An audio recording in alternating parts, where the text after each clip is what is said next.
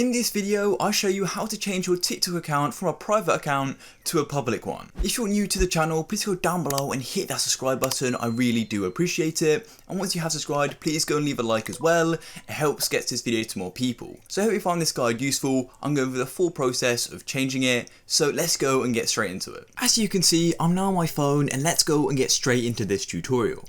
So the first thing you want to do is simply go and open up TikTok. So I'm going to open up just like so. I'm now on my account.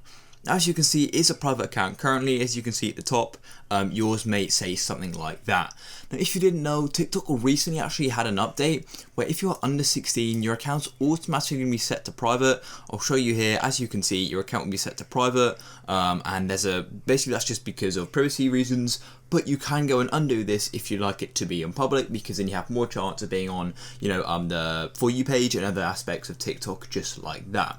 So all you want to do is come back to TikTok like so, and you want to come to the top right on your Me page and go and click on the three dots. Then all you need to do is go and find privacy. So currently it's the second one down of account. So click there. It'll take a minute to load, and as you can see here, discoverability, currently this is a private account. So all you need to do is simply click it, and you're going to get this pop up here saying change to public account. If you switch to public account, anyone can watch your videos, duet, download, and a load of other aspects, and you don't need to approve followers. So go and click confirm, and then it's going to go and make your account public. It's honestly that easy, guys, and you may want to go and check out the other settings as well, like suggest your account to others, and there's a few other safety features you may want to change as well.